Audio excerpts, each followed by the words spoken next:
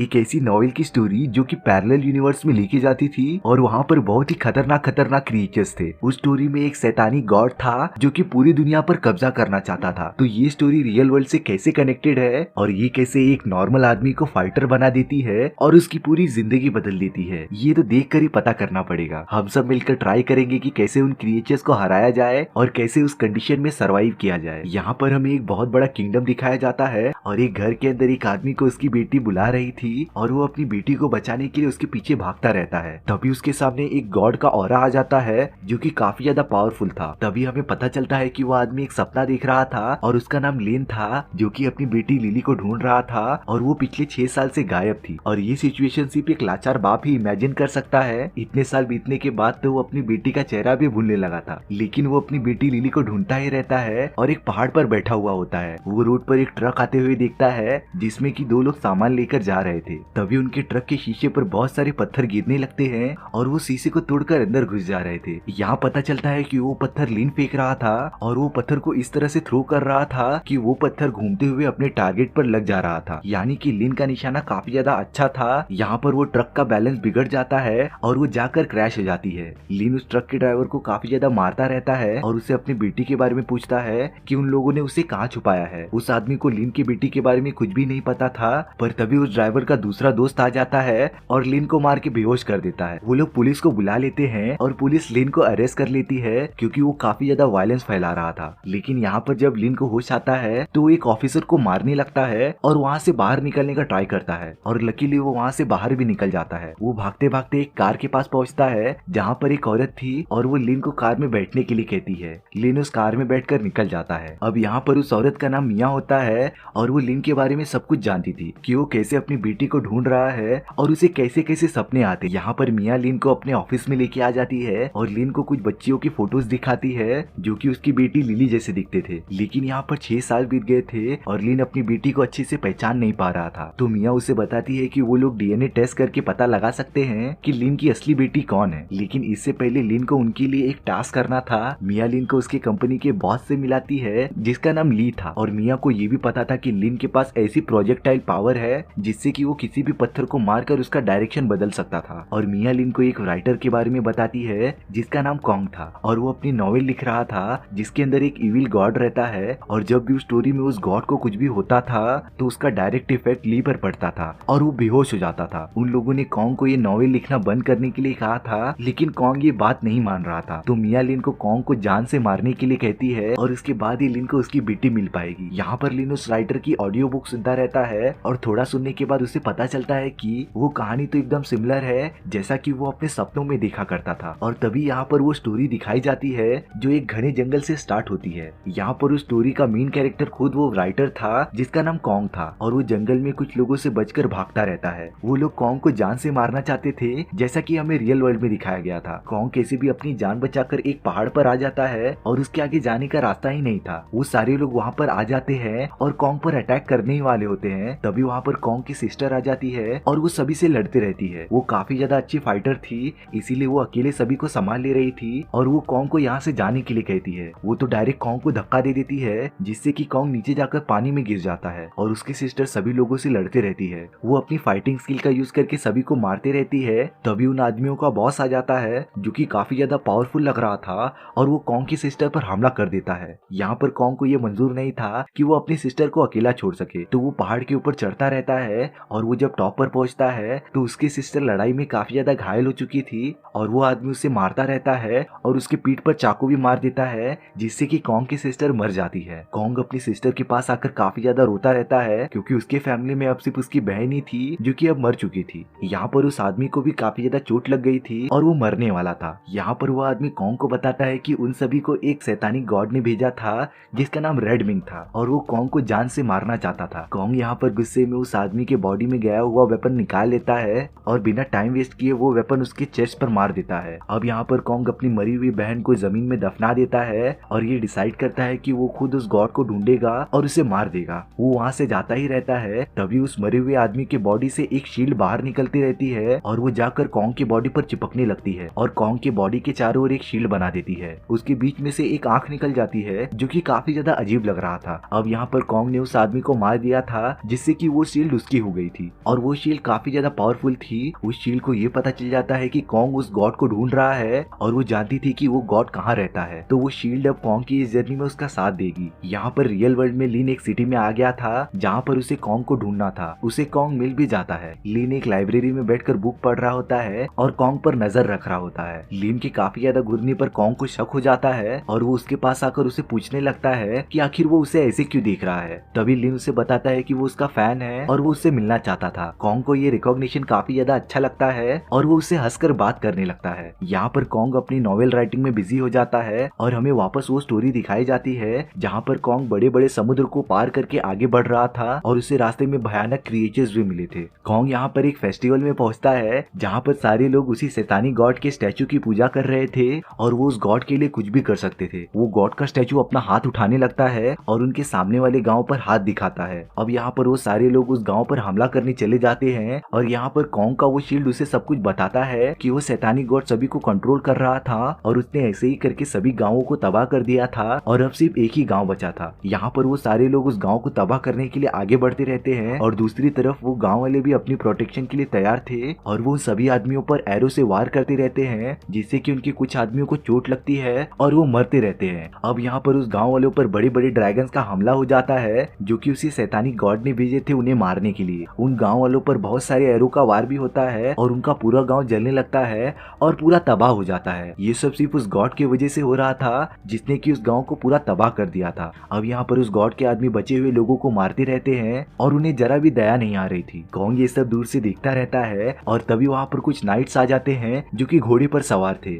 उन लोगों ने पूरी बॉडी पर आर्मर पहने थे जिससे कि उनका चेहरा नहीं दिख रहा था। वो बचे हुए लोगों को दौड़ाते रहते हैं और उन्हें मारने के लिए आगे बढ़ते हैं। उन सभी नाइट्स के जाने के बाद कॉन्ग बाहर निकलता है और उसे एक छोटी सी बच्ची दिखाई देती है जो कि अपने भाई को बचाने की कोशिश कर रही थी। कॉन्ग जब वहाँ जाता है तो उसे पता चलता है कि उस लड़की का भाई कब का मर चुका है। कॉन्ग उस बच्ची की मदद करता है और उसके भाई को जमीन में दफनाता है। अब यहाँ पर रात होने वाली थी और उन लोगों को अच्छी जगह पर छुप जाना चाहिए था क्योंकि वो जगह काफी ज्यादा खतरनाक हो सकती थी। लेकिन यहाँ पर छोटी बच्ची फ्लूट बजाती रहती है और अपने भाई को याद करती रहती है। लेकिन उस धुन ने रेड नाइट को अट्रैक्ट कर लिया था और वो नाइट तुरंत वहाँ पर पहुंच जाता है। वो जब कॉन्ग और उस छोटी बच्ची को देखता है तो वो उन पर हमला करने लगता है। कॉन्ग उस बच्ची को लेकर तुरंत भागने लगता है। यहाँ पर कॉन्ग उस बच्ची को लेकर छत पे चढ़ जाता है और उसे अपने कंधे पर बिठाकर भागता रहता है। वो नाइट तो जंप करता हुआ कॉन्ग पर हमला करते रहता है और उसका निशाना जरा सा चूक गया था और वो नीचे जाकर गिर जाता है। लेकिन उस नाइट ने अभी तक हार नहीं मानी थी और वो तुरंत बाहर निकल जाता है और कॉन्ग के पीछे लग जाता है। पर यहाँ कॉन्ग ने उस बच्ची को छुपा दिया था और अपने कंधे पर एक पुतला बांध लिया था जिससे कि उस नाइट को लग रहा था कि कॉन्ग अभी भी उस बच्ची को अपने पीठ पर लेकर भाग रहा है। नाइट उसे पकड़ने ही वाला होता है तभी कॉन्ग नीचे गिर जाता है और उससे कैसे भी बचता रहता है। नाइट जब कॉन्ग के पीछे लगे हुए पुतले को पकड़ता है तो वो पूरा फट जाता है और उस नाइट को पता चल जाता है कि कॉन्ग ने जरूर उस बच्ची को कहीं छुपा दिया है। यहाँ पर वो रेड नाइट कॉन्ग को मारने ही वाला होता है तभी वो बच्ची सामने आ जाती है। वो नाइट उस बच्ची को मारने के लिए बढ़ता रहता है तभी वहाँ पर रात होने लगती है और वो नाइट एकदम से रुक जाता है जैसे कि वो सिर्फ रोशनी में ही काम कर सकता था। कॉन्ग इसका फायदा उठाता है और उस बच्ची को लेकर वहाँ से भाग जाता है। अब यहाँ पर रियल वर्ल्ड में कॉन्ग अपनी नॉवेल लिखता रहता है और लिन को मौका मिल जाता है कॉन्ग को मारने का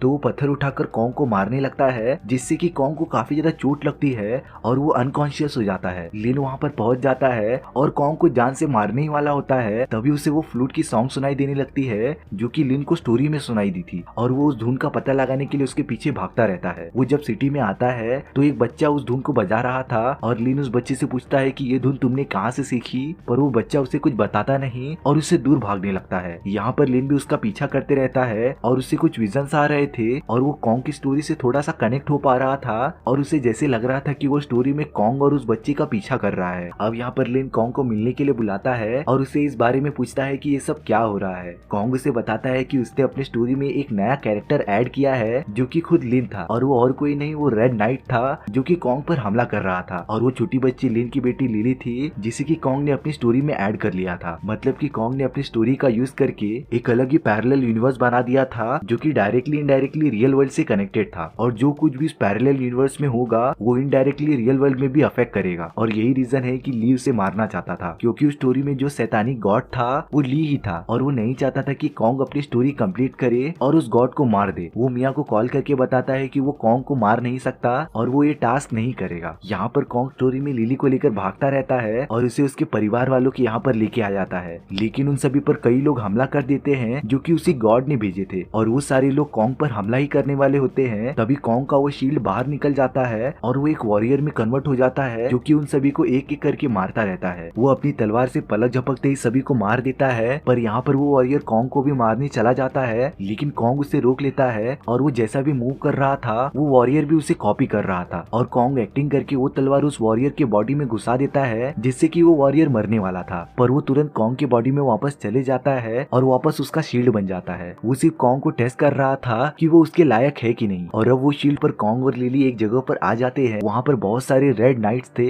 जो कि एक जगह पर बैठे हुए थे और हिल भी नहीं रहे थे। कॉन्ग जब उन्हें देखता है तो वो कुछ भी रिस्पॉन्स नहीं कर रहे थे, तो कॉन्ग उन्हें यहाँ से वहाँ गिराता रहता है, पर इसका भी कुछ भी फायदा नहीं था क्योंकि वो सारे नाइट सिर्फ दिन में ही एक्टिवेट होते थे और रात में एकदम से रुक जाते थे। तब वो वहाँ पर आ जाते हैं जहाँ पर वो शैतानी गॉड रहता था। तभी वहाँ पर हलचल होने लगती है और वो शैतानी गॉड जागने लगता है। वो इतना बड़ा था कि वहाँ की सारी चीजें गिरने लगती है और वो एकदम से कॉन्ग के सामने आ जाता है। वो दिखने में काफी ज्यादा पावरफुल और खतरनाक दिख रहा था। वो कॉन्ग के पास आकर उसे सूंघता रहता है और उसे पता चल जाता है कि कॉन्ग टियन का बेटा है जो कि उस गॉड का बहुत बड़ा दुश्मन था और उस गॉड ने कॉन्ग के फादर को मार दिया था। तो वो कॉन्ग को वही जगह दिखाने लेके चला जाता है जहाँ पर उसने उसके फादर को मारा था और वो वहीं पर कॉन्ग को भी मार देगा क्योंकि वो उसके दुश्मन का बेटा था। अब ये सेम चीज रियल वर्ल्ड में भी होने वाली थी। यहाँ पर कॉन्ग अपनी स्टोरी कंप्लीट करता रहता है और लिन को पता चलता है कि कॉन्ग के फादर जो कि मर चुके थे वो ली के साथ ही उसके कंपनी में काम करते थे और वो एक एक्सीडेंट में मारे गए थे जिसके अंदर ली भी शामिल था, पर ली बच गया था और कॉन्ग के फादर मर चुके थे। यहाँ पर लिन को समझ आ जाता है कि कॉन्ग के फादर को ली ने ही मारा था जो कि उस पैरेलल यूनिवर्स में भी हो रहा था। वो कॉन्ग को लेकर एक सेफ जगह पर आ जाता है क्योंकि लिन को पता था कि ली कॉन्ग पर हमला जरूर करेगा।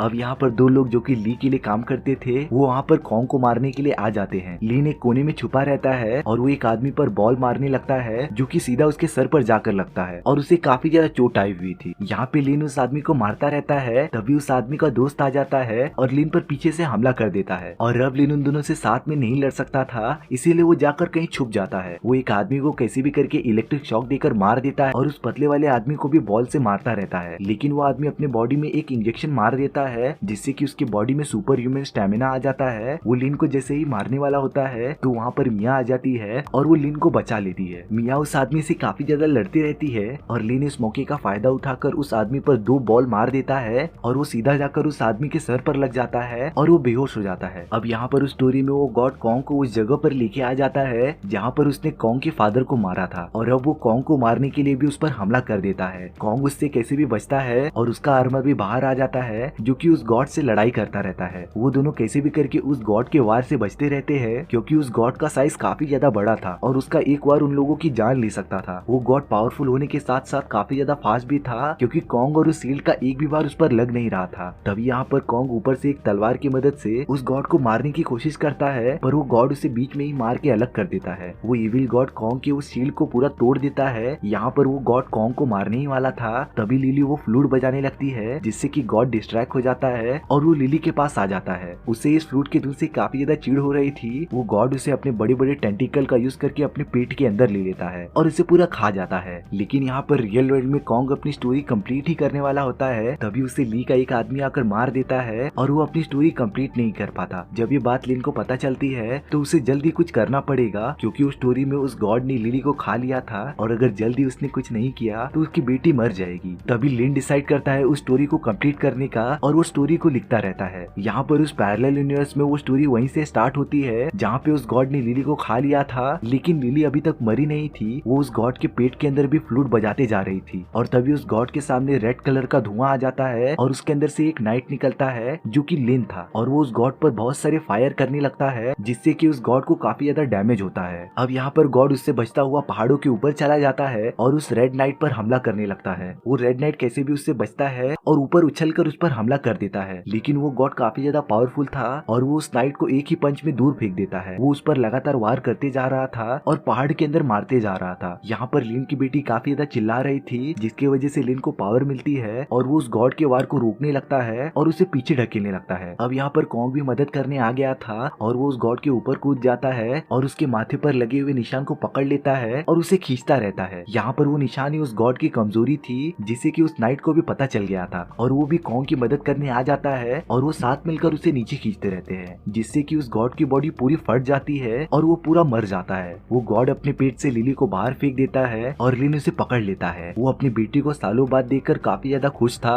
लेकिन ये बात हो गई पैरेलल यूनिवर्स की जहाँ पर सब कुछ ठीक हो गया था। पर अब बात आती है रियल वर्ल्ड की। तभी लिन को वही फ्लूट की धुन सुनाई देने लगती है और वो तुरंत हॉस्पिटल के बाहर चले जाता है और वहाँ पर उसे एक लड़की दिखाई देती है जो कि लिली ही थी और लिन को रियल वर्ल्ड में भी अपनी बेटी मिल जाती है और हमारी स्टोरी भी यहीं पर खत्म हो जाती है। सो व्यूअर्स, आपको ये स्टोरी कैसी लगी प्लीज कमेंट सेक्शन में बता दो, और अगर आपको मेरा एक्सप्लेनेशन 1% भी अच्छा लगा हो तो प्लीज वीडियो को लाइक एंड चैनल को सब्सक्राइब जरूर कर लेना, क्योंकि इससे मुझे मोटिवेशन मिलेगा आपके लिए इसी तरीके की मजेदार स्टोरीज लाने के लिए। तो मिलते हैं नेक्स्ट वीडियो में।